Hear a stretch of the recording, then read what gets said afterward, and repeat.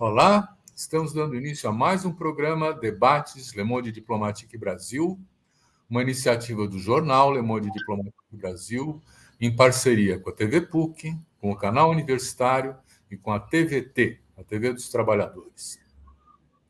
Hoje nós vamos trazer para vocês os resultados de um estudo que foi feito pelo INESC, uma das mais importantes ONGs brasileiras, sobre o que eles estão chamando a conta do desmonte. Né? E para trazer esses dados para a gente, para a nossa reflexão, nós convidamos a Livi Gerbasi, que eu vou apresentar agora para vocês. A Livi tem relações internacionais pela Federal do Rio Grande do Sul, tem mestrado em Economia Política Internacional pela Federal do Rio de Janeiro, tem uma especialização em Relações Internacionais, Segurança, Paz e Conflitos pela Universidade de Exeter, no Devon, na Inglaterra. Foi professora voluntária na Ruanga Development School, em Uganda. Foi coordenadora do Núcleo de Inteligência em Políticas Públicas da Superintendência de Gestão Estratégica do Governo do Mato Grosso do Sul e agora ela é assessora política do INESC.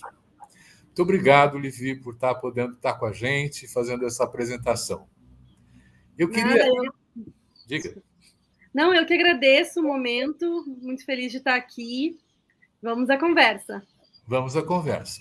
Então, a primeira pergunta que eu quero fazer, vocês acabaram de lançar agora em abril o relatório A Conta do Desmonte, né? A pergunta é, o que vocês queriam saber com essa investigação? Perfeito. Acho que primeiro vou situar rapidinho o que é o INESC, né, para entender por que a gente faz esse relatório.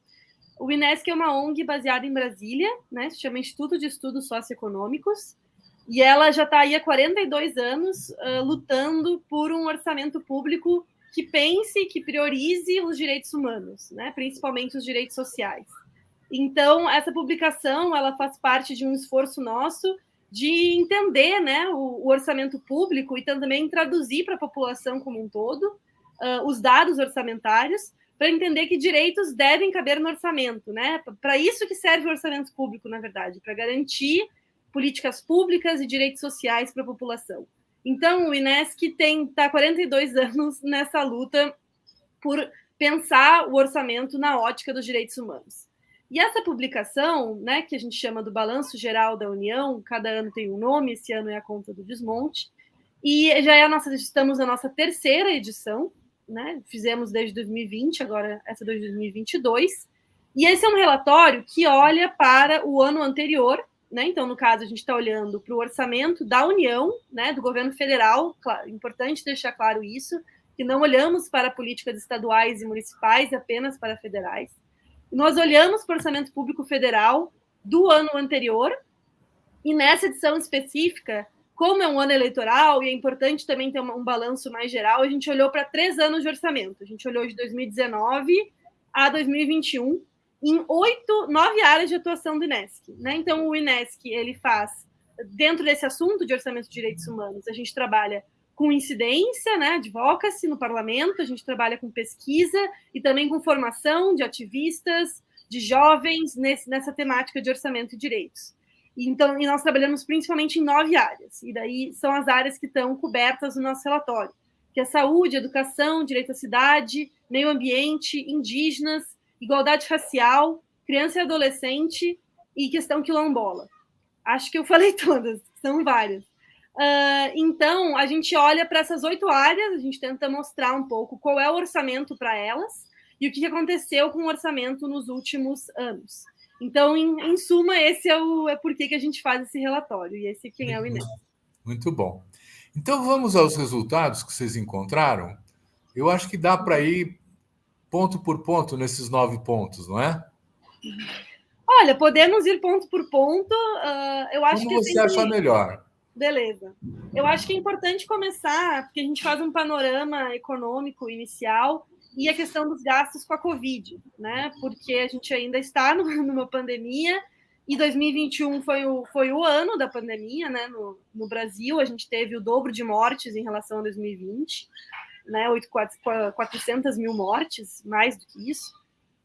Então, o que a gente faz ali no começo é analisar o orçamento específico para o combate à pandemia, né? Que foi, desde o começo, foi estruturada uma parte do orçamento público específica para olhar para as políticas de combate à pandemia, entender, né, qual é a estrutura, tanto para a questão de saúde, a questão das transferências de renda, a questão de apoio a estados e municípios, e a gente olhou para esse orçamento. E daí as nossas conclusões também foram muito, muito tristes, né? Porque a gente teve o dobro da população em termos de óbitos, né? A gente passou de um cenário aí de 200 mil, mais ou menos, para mais, na verdade, né? De 200 para 400 mil mortes, e o orçamento para enfrentamento à pandemia caiu em 80%, né?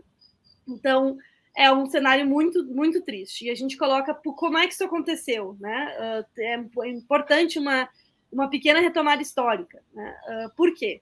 O orçamento para a pandemia, né, em 2020, foi aprovado também com muitas lutas da sociedade civil e da oposição do governo por um auxílio emergencial de R$600 lá atrás, né, no começo da pandemia, e a partir disso foi estruturado o auxílio emergencial e outras políticas, o apoio à saúde, o Programa Federativo de Apoio a Estados e Municípios para compensar perdas de impostos, teve também apoio a empresas, né, principalmente pelo Pronamp, e teve o benefício de manutenção de emprego e renda, que era a ideia para segurar as pessoas nos seus trabalhos, né, e facilitar um pouco a vida também das empresas que estavam com dificuldade. E a partir disso, então, foi montada uma estrutura de gastos que, basicamente, em grande parte, finalizou em 2020. Por quê? Porque o discurso do governo, na época, era que a pandemia estaria controlada no final de 2020. Não sei se vocês lembram, mas era essa a ideia. Então, não seria necessário organizar um orçamento para 2021 para o enfrentamento à pandemia. Isso foi muito debatido e disputado, né? Muitas críticas, tentamos aí que tivesse já um pensamento orçamentário, pelo menos que se mantivesse os recursos, né, de 2020 para 2021. O que aconteceu, na verdade? O orçamento demorou 4 meses para sair, o orçamento de 2021 ele sai só em abril, e ele sai ainda com recursos minúsculos para a pandemia. E o que aconteceu foi que os recursos que foram liberados ao longo do ano foram assim, depois, né? Então, tem a crise em Manaus, libera recursos, tem problema ali ou aqui, daí vai sendo liberado. E isso é muito ruim em termos de planejamento orçamentário, porque as políticas não conseguem se organizar para responder ao que está acontecendo, né, com recursos já planejados. Então, acabou que a gente teve um orçamento muito mais baixo e também muito mais desorganizado em 2021 para o combate à pandemia. E os resultados a gente vê, né? Assim, não só o aumento de mortes, a gente está muito longe de resolver a questão do desemprego no Brasil. 2021 teve a inflação ainda que dificultou, né, piorou ainda mais esse cenário, as pessoas perderam muito poder de compra ao longo do ano e viram um Estado que colocou que a pandemia tinha acabado em 2020, então não ia continuar com as mesmas políticas em 2021 ou ia continuar né, com muito menos recurso. Então, esse eu acho que foi o principal recado que a gente quis dar, um pouco desse afastamento do Estado, e agora também, né, decretaram o fim da pandemia, então acho que só vai piorar esse cenário, né? Se mantém o Auxílio Brasil, mas as outras políticas basicamente finalizaram, né, para o combate à pandemia. Que coisa. Quer dizer, você está dizendo que quando dobraram as mortes, o orçamento caiu 80%, é isso? É isso. 2021. Quer dizer, é o próprio negacionismo que está se afirmando aí outra vez, né? Quer dizer, não tem epidemia e não tem orçamento para isso, né? Exato, foi um pouco a política que o governo tinha colocado, né? Que a pandemia não ia manter para 2021, então a gente não precisava pensar em orçamento para a pandemia em 2021. E daí foi tudo feito ad hoc, né? Assim, os problemas estão sendo criados, o governo vai liberando o orçamento. E daí isso acabou, né, tendo consequências muito impactantes aí em termos de óbitos e casos de Covid em 2021.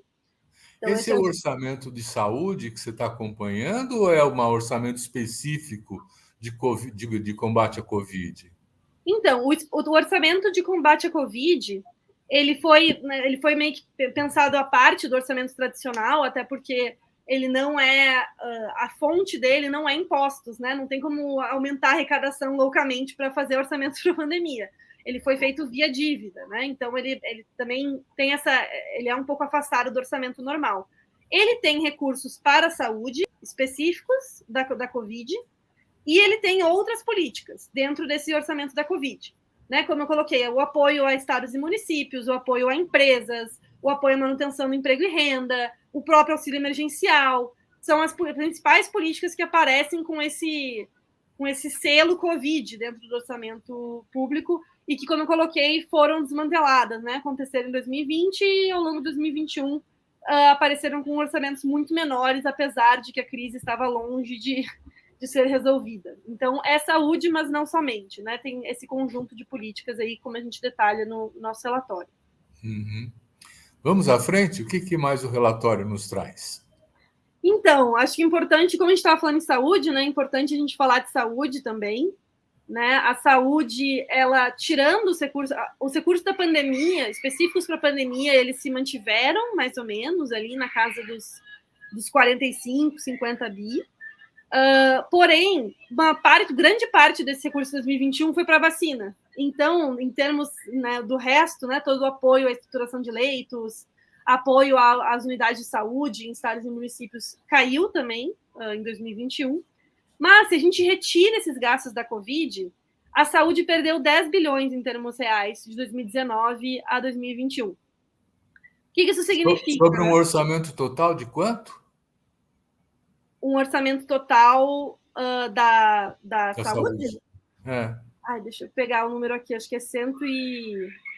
Quer dizer, para saber o que é esses 10 bi em termos de proporção.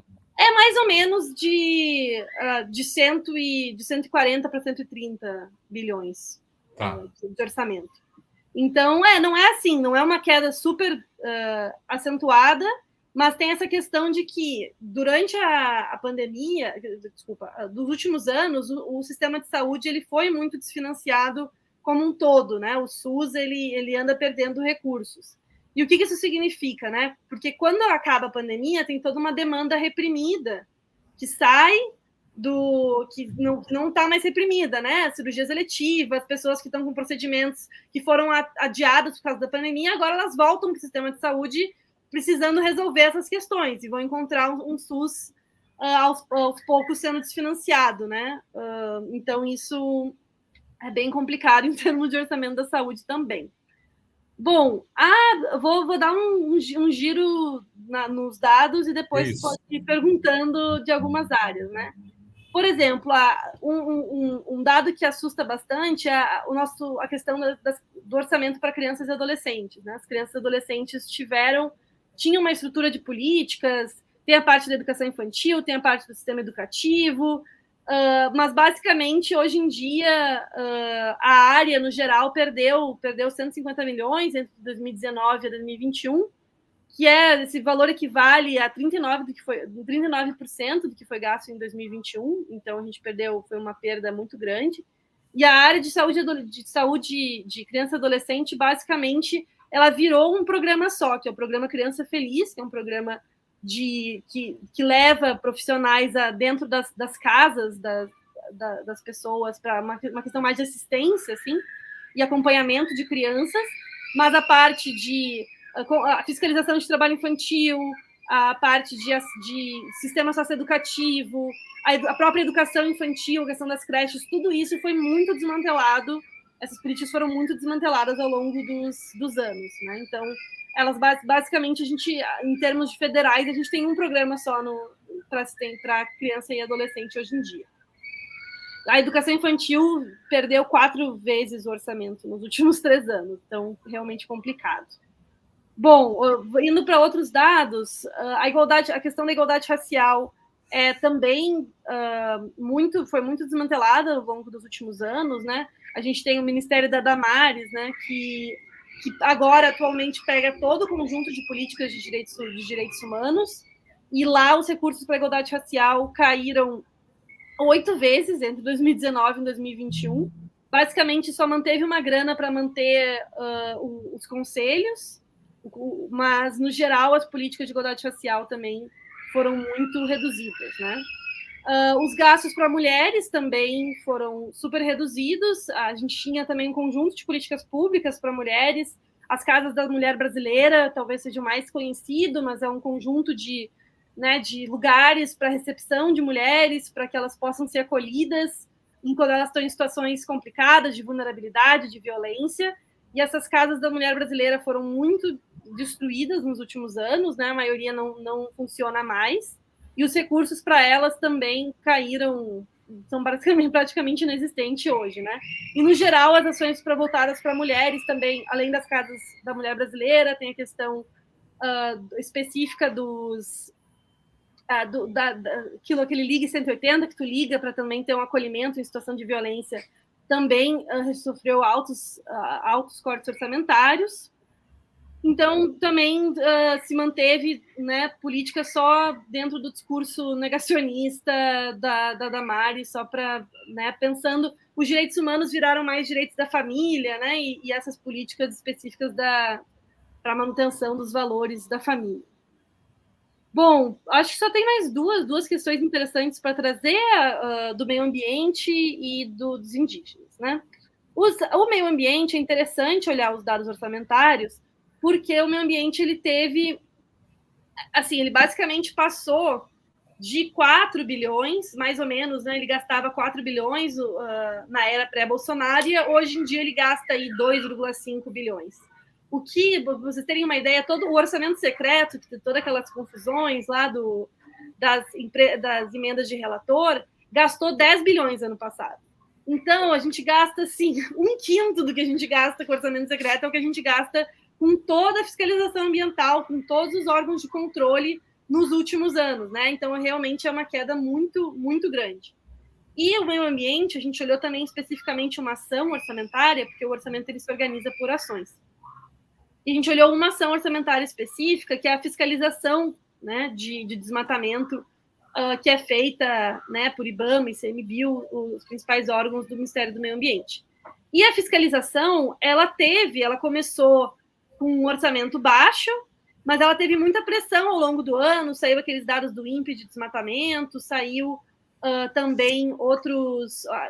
teve muita pressão internacional e nacional para que o governo aumentasse a sua fiscalização ambiental. E daí, ao longo de 2021, também retomando aquela questão que a gente estava falando sobre falta de planejamento orçamentário, ao longo de 2021, teve aumento de recursos para meio ambiente, né? A partir de créditos adicionais feitos pelo governo para responder a essa pressão.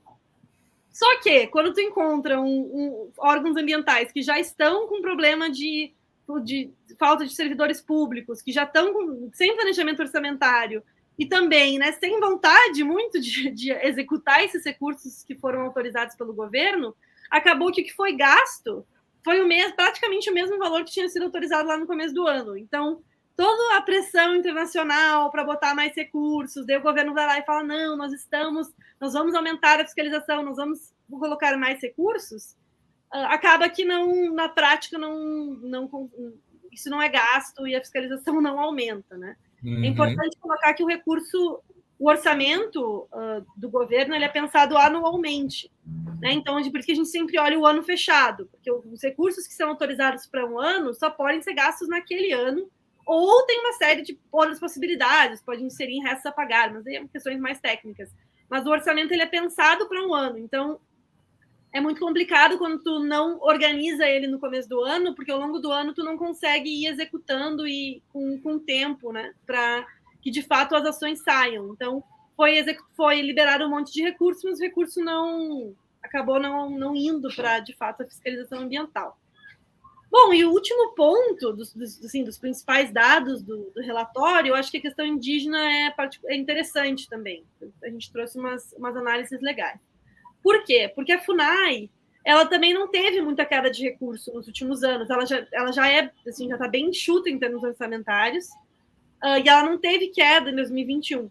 Mas o que a gente analisou é que os recursos que eram para ir para a proteção dos povos indígenas, fiscalização das terras, têm ido, assim, nos últimos 3 anos, quase metade dos recursos têm ido para indenização. O que isso significa, né? Quando a pessoa, né, dentro de processos de regulamentação de terras, a pessoa tem direito à indenização, porque ela foi tirada de um território, esse recurso indo para pagar as indenizações dessas pessoas, que, né, são, em sua maioria, não indígenas, né, que não deviam estar lá no território.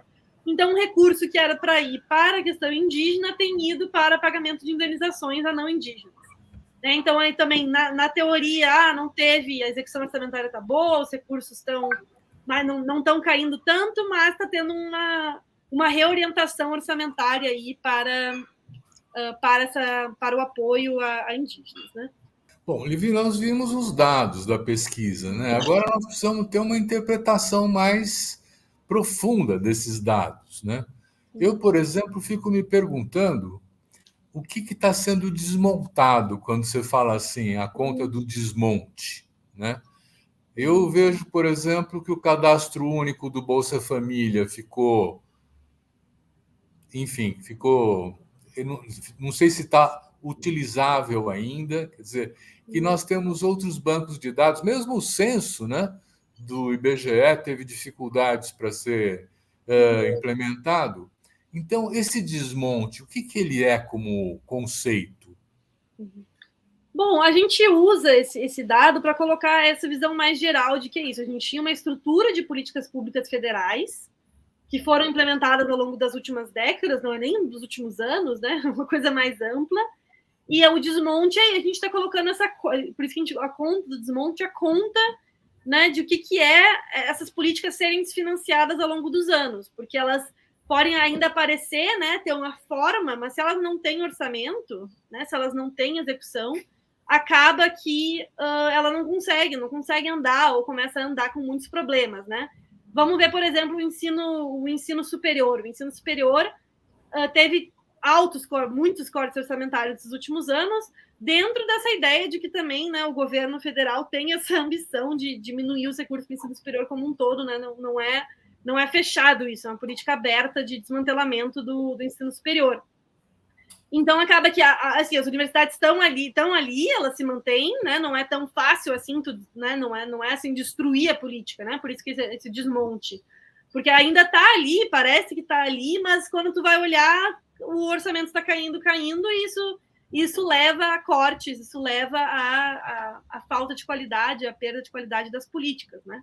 O ensino superior, com muitas universidades com dificuldade de manter, né, se manter de pé, se manter funcionando, não conseguindo pagar conta de luz, esse nível da coisa. Então, eu acho que o desmonte é nesse sentido de entender que existiram políticas públicas que agora, as casas, por exemplo, né, eu estava falando das casas da mulher brasileira também, as casas se mantêm, elas estão lá, o prédio está lá, mas elas não conseguem ter um mínimo de recursos para que elas se mantenham de pé e colocando serviços para a população. Né? Então, eu acho que é um pouco essa ideia do desmonte.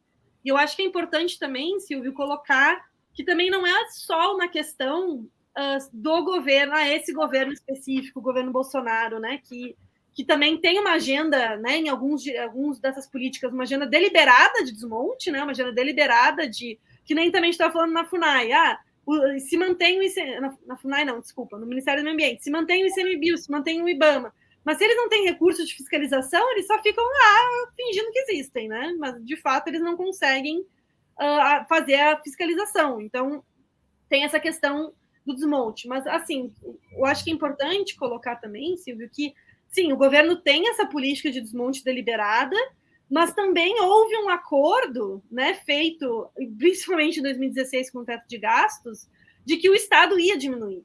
Né? Assim, ao longo dos últimos... ele ia diminuir por 20 anos, né? O teto de gastos, né? Para quem não sabe, é uma política implementada em 2016 que coloca que até 2036 o Estado não vai crescer. A gente vai ter o mesmo gasto, né? Apenas corrigido pela inflação de 2016, independentemente se cresce, independentemente se tem crise, independentemente da arrecadação. Isso significa, na verdade, um desmonte, né? Que assim, o Estado vai aos poucos perdendo recursos e perdendo possibilidade de atuação na sociedade, né? Então, assim, é uma coisa que também, e o teto fiscal é uma das regras fiscais, a gente tem 3, né, que vão limitando e diminuindo o tamanho do Estado.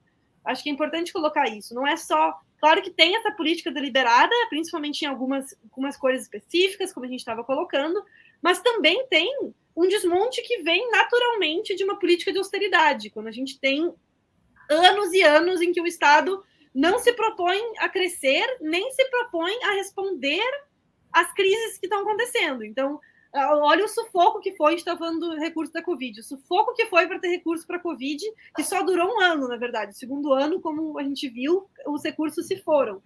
E qual foi o discurso? Nós não temos como continuar gastando com a Covid, nós temos um teto, nós temos regras fiscais que não deixam o Estado atuar. Então, é essa combinação perversa aí de um Estado que quer se autoimplodir, mas também que, desde 2016, tem colocado isso como uma política do dia a dia, uma política normal, de que o Estado não vai mais ter esse papel ativo para nos tirar da crise, para responder à questão social, para responder às políticas de emprego. Então, a Net estava falando do cadastro, para responder também a políticas de renda, né? Olha como o Bolsa Família foi, né, destruído, agora vem um outro programa que a gente não tem mais controle social sobre ele, porque as instâncias que foram criadas antes finalizaram.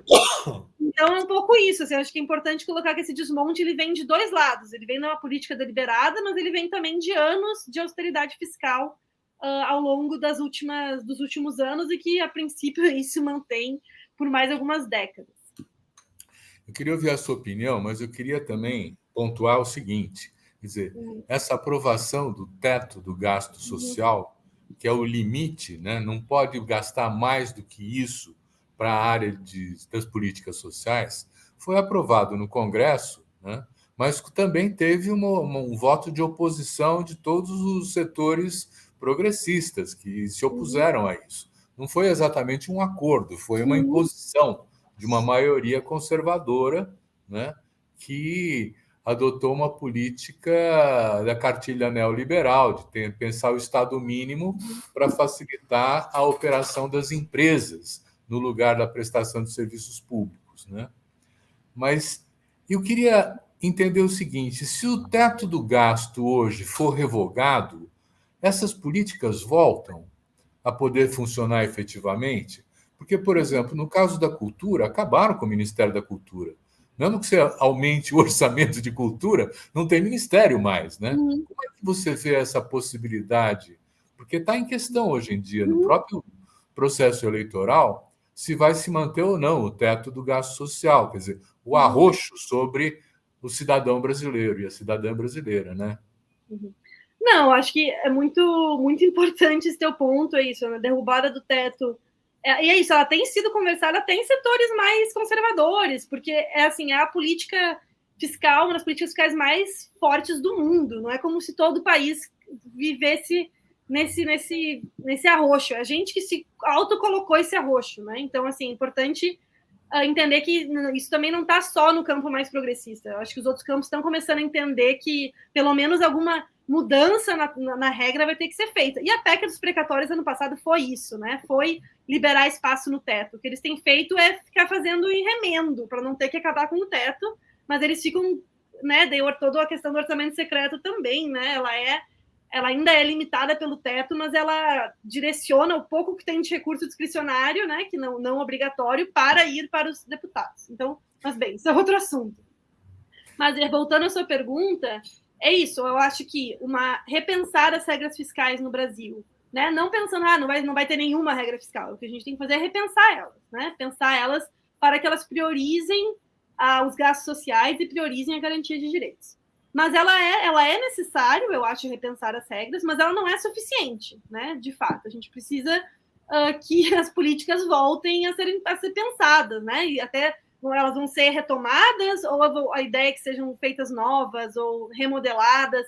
Tudo isso vai ter que ser pensado no novo governo, porque ele vai vir com um cenário de desmantelamento, de desmonte, né? Então, sim, não é suficiente, com certeza. Assim, derrubar o teto nos libera para gastar mais, mas não nos libera para gastar bem nem onde, né? Então é só um começo, né? Repensar o teto para que as políticas voltem a acontecer no Brasil.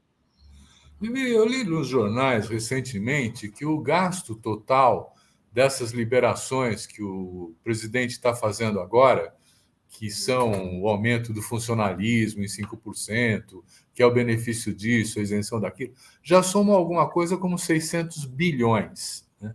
Primeiro, eu queria confirmar esse valor. Segundo, perguntar para você assim, isso já não é desrespeitar o teto do gasto social?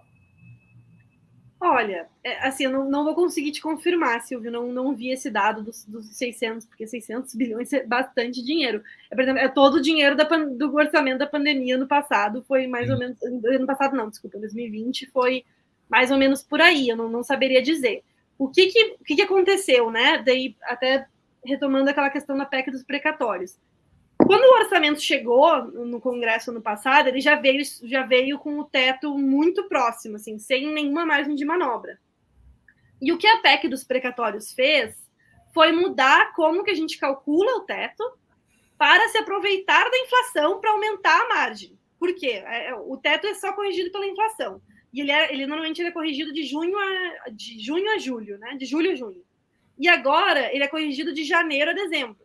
Como a inflação de dezembro do ano passado foi muito alta, né? Fechou em 10%, eles aproveitaram o fato de que a inflação foi alta para mexer no como é que o cálculo é calculado, como que o teto é calculado, para poder liberar recurso.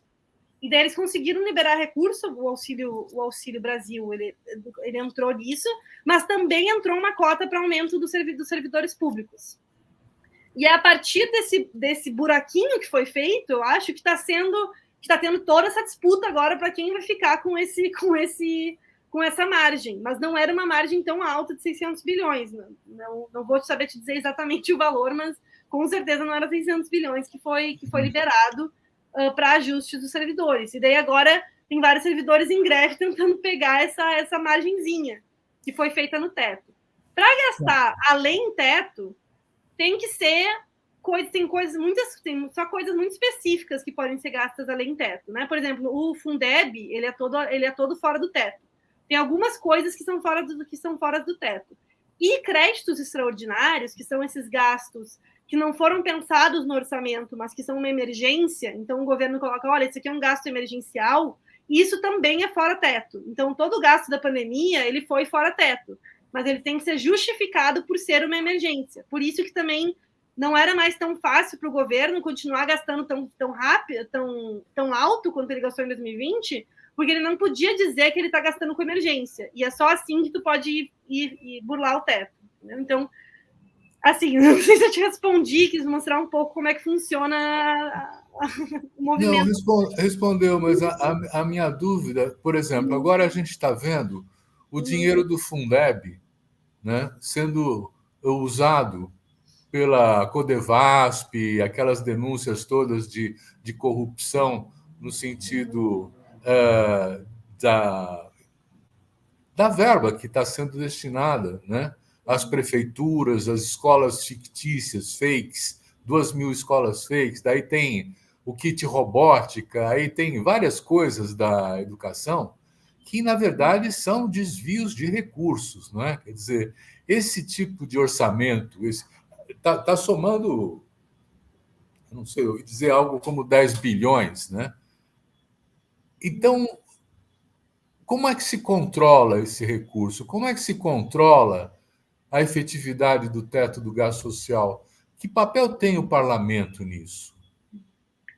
Olha, essa é uma ótima pergunta, né? A gente ainda tem muito a avançar em termos de transparência orçamentária e de controle dos gastos, né?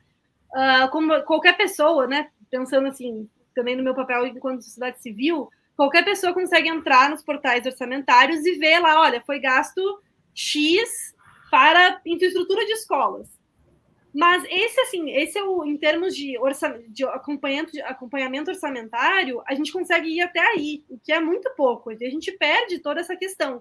Então, normalmente, quando aparecem essas denúncias, aparecem até de jornalistas que fazem jornalismo investigativo e vão olhar, porque também existe o portal de compras, né, das licitações, e começam a olhar esse dado pormenorizado, que é muito difícil de fato ser acompanhado, né? Então, tem limites muito grandes na transparência, dá para a gente entender como fiscalizar esse recurso. Uma instância que era muito importante, né, para fazer até esse contato com o parlamento são os conselhos, né, os conselhos de políticas públicas, né, como o CONSEA, como o Conselho Nacional de Saúde, a CONAN, tudo isso eram instâncias que uniam sociedade civil e governo para fazer essa fiscalização. E isso também foi muito, assim, a maioria dos conselhos não está mais ativo hoje em dia, né? Então, devido a tanto corte de recursos quanto extinção, muitos conselhos foram extinguidos no governo. Então, também a gente perdeu muito essa interlocução com o governo para conseguir fazer esse monitoramento, porque não existe mais os conselhos, né? E daí, como é que normalmente tem acontecido? Saem essas denúncias do jornalismo e daí o parlamento se mexe para tentar apurar o que está acontecendo, e daí faz uma CPI, ou faz um inquérito, ou vai atrás. Então, acabou que a gente anda muito reativo aos escândalos que saem, porque não consegue também fazer essa articulação por dentro, via conselhos, né? Via um monitoramento mais menor, né? Mais pormenorizado, e a gente acaba ficando nos números grandes, né? Agora, por exemplo, o orçamento secreto, agora que talvez a gente consiga saber para onde é que está indo, né? Porque é isso, que o jornalismo trouxe, né, conseguiu achar dados pormenorizados de alguns casos, mas análises mais amplas que olhem, né, em termos de avaliação de políticas públicas, a gente está muito longe de conseguir que isso saia do parlamento em si. Vamos esclarecer o que é o orçamento secreto? O orçamento secreto são as emendas do relator, não é isso? Que vão encaminhadas para a prefeitura sem identificar o parlamentar? Como é que é? Então, o orçamento secreto, ele ficou famoso, né, com esse nome, mas ele é um tipo de emenda parlamentar. As emendas parlamentares são uma parte do orçamento, que normalmente é o executivo que pensa o orçamento também, né, quando ele faz a lei orçamentária. Mas, cada vez mais, os parlamentares, os deputados e senadores, eles têm uma parte do orçamento que eles podem dizer, que eles que dizem para onde vai, né, o orçamento. Claro, dentro dos programas, das ações, das políticas que o governo coloca, mas eles podem dizer o município que vai, por exemplo. Então, as emendas parlamentares, existem as individuais, que são as dos próprios parlamentares, existem as estaduais, que são as emendas das bancadas estaduais, existem as emendas de comissão, que são quando grupos a Comissão do Meio Ambiente quer fazer uma incidência no orçamento, botando tanto recurso para ação X. Eles vão fazer via emenda de orçamento, de comissão. E essas emendas do relator, a princípio, elas eram para ser simplesmente emendas para corrigir. Porque o que é o relator do orçamento? O relator é quem pega toda a discussão orçamentária, pega as emendas, pega o que o governo está tentando fazer, junta tudo e diz, esse aqui vai ser o orçamento que a gente vai votar. E as emendas de relator, elas surgiram para ser simplesmente esse instrumento para ajudar o relator a organizar as várias emendas parlamentares que vieram e dizer, olha, vai ser isso aqui. Então, as emendas eram para resolver questões técnicas, basicamente. Mas, cada vez mais, elas aparecem, né, principalmente nesse governo, com recurso, né, porque se liberou que se poderia colocar recurso também nas emendas. E é a partir disso que aparecem essas emendas de relator.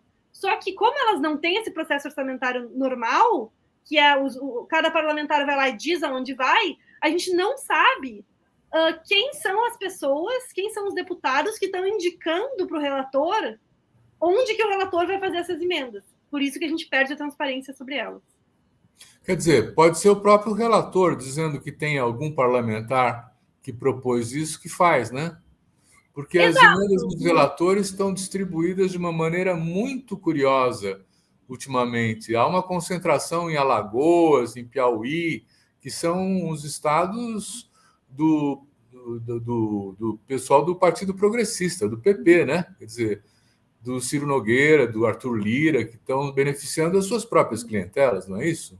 Exato, assim, o orçamento ele basicamente é uma ajuda ao centrão, porque como as emendas individuais, por exemplo, cada deputado tem a sua, com o seu valor máximo, está determinado por lei. A emenda de relator não está organizada na lei. Então, para quem vai, enquanto vai, a gente não sabe. Então, acaba que isso virou o instrumento do executivo também de negociar com o parlamento, negociar apoio para as suas políticas. Antes se fazia isso via emenda individual.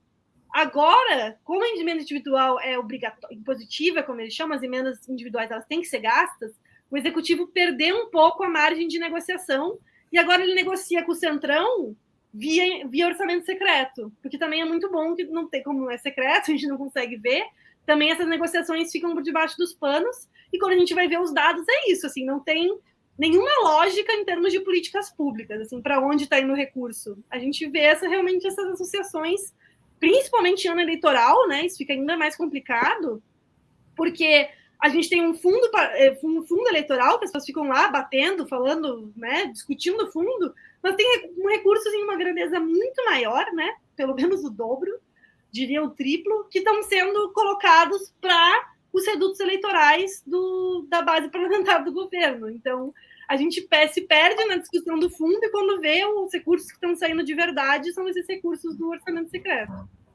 Olha, pelo que eu sei, nós somos o único país que tem um orçamento público secreto, porque isso é um absurdo, não é? Não está no documento que vocês fizeram, mas uma das questões mais delicadas, vamos dizer assim, para discutir a questão do orçamento, é o que vai pagar os juros da dívida interna, né? Quer dizer, um montante que é cada vez maior e que vai comendo uma parte importante do resultado dos impostos que deveriam ser destinados a outras partes. Vocês têm alguma análise sobre a dívida interna, como é que funciona, o pagamento desse serviço, alguma coisa assim? Olha, a gente ali no começo a gente tem uma análise da política monetária, né? Eu acho que é importante a gente realmente trazer isso e os impactos na dívida. Por quê, né? O que é a política monetária? A política principalmente de juros e daí de pagamento de dívida, etc. E como é que ela basicamente funciona? Ela funciona para combater a inflação. Então, como a ideia, né, que ela funciona para combater a inflação. Como ano passado foi um ano muito inflacionário, né, por diversos motivos, principalmente motivos que a gente chama de oferta, isso é, não é que as pessoas estão demandando muita coisa, então a economia está aquecida e está dando inflação. Não, a gente está em crise, ninguém está demandando nada. O que está acontecendo é que a gente tem uma política de preços de petróleo que coloca o preço, né? A gente tem um câmbio desvalorizado, que os produtos importados ficam caros. A política de preço da Petrobras foi alterada para que a gente pague o preço em dólar, por mais que a gente produza. Teve seca, então teve muita coisa que aumentou a inflação em 2021. E qual foi a resposta do governo? Que tem sido a resposta do governo ao longo dos últimos anos, décadas, na verdade. É aumentar juros. Por quê? Porque quando tu aumenta a taxa de juros básica da economia, tu também está aumentando a dificuldade que é para que a economia seja aquecida. Por quê? Quando aumenta os juros, dificulta o acesso ao crédito, porque a taxa básica de juros do Banco Central ela reflete todas as taxas de juros da economia. Então fica mais caro investir, porque pegar crédito está mais caro, fica mais caro consumir via crédito, as pessoas vão acessar as taxas de juros bancárias, estão super altas no Brasil. Então, acaba que com as taxas de juros altas, tu desaquece a economia, essa ideia, e a princípio tu baixa a inflação. Só que quando eu coloquei, a inflação não veio de uma economia aquecida.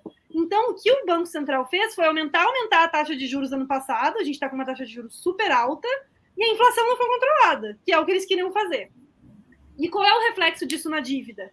Quando tu aumenta a taxa de juros, tu está aumentando a taxa que o governo, dos títulos do governo que ele oferece para empresas e para a sociedade, tu está aumentando a taxa desses títulos.